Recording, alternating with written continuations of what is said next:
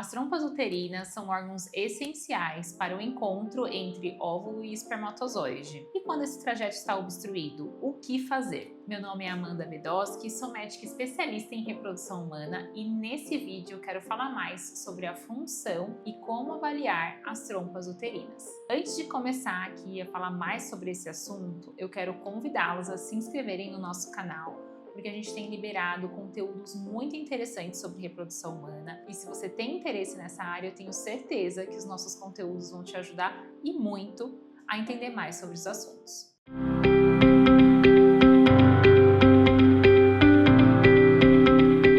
Vamos falar então sobre as trompas uterinas. Para falar das trompas uterinas, eu quero reforçar sobre a sua função no processo de reprodução. As trompas uterinas são órgãos que comunicam o útero aos ovários. Temos duas trompas uterinas e as trompas elas são responsáveis por levar o espermatozoide ao encontro do óvulo. Esse encontro entre óvulo e espermatozoide acontece na porção final da trompa uterina.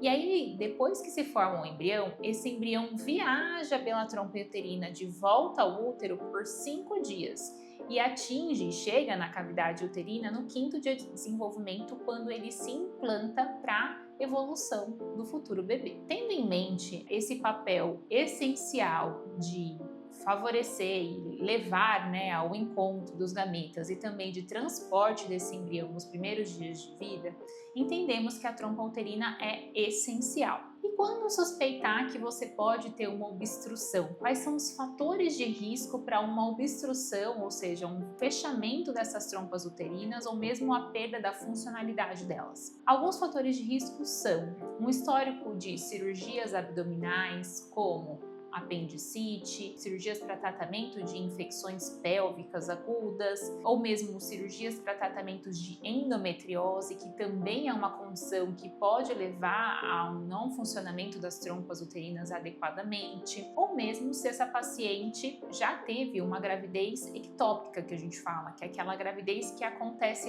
fora do útero e que muito frequentemente acaba acontecendo nas trompas uterinas. Bom, se na conversa com o casal a gente já identifica da parte feminina que temos esses fatores de risco, é importante que seja individualizado, mas que a funcionalidade dessas trompas já sejam testadas logo de início, mesmo antes de iniciar as tentativas de gravidez. Quando não existem fatores de risco, podemos então respeitar os prazos de 12 meses antes dos 35 anos de tentativas sem sucesso, para daí sim solicitar a avaliação das trompas uterinas, ou mesmo acima dos 35 anos, pensar em um limite aí de 6 meses de tentativa, para a gente pensar em avaliar as trompas uterinas. E quais são os exames que a gente tem para lançar mão em termos de avaliação dessa funcionalidade das trompas uterinas, ver se essas trompas estão abertas? Temos 2 principais exames para avaliação das trompas. Um deles se chama histerosalpingografia, que é feito com a injeção de um contraste dentro do útero, e aí vamos tirando chapas, como se fosse um raio-x mesmo da pelve, para avaliar se esse contraste passa pelas trompas uterinas e chega até a cavidade pélvica.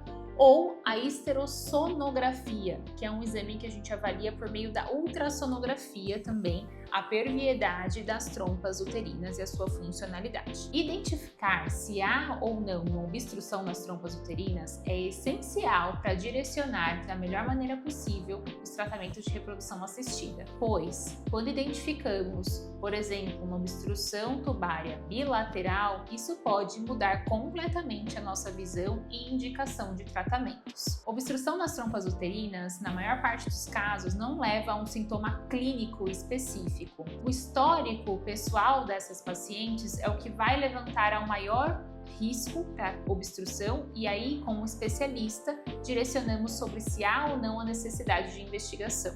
E investigar e fazer o diagnóstico corretamente pode evitar períodos de desgaste e frustração. E aí, você sabia sobre a importância das trompas uterinas? Ficou com alguma dúvida sobre o que eu expliquei aqui no vídeo? Deixe aqui nos comentários e não esqueça de deixar o seu like.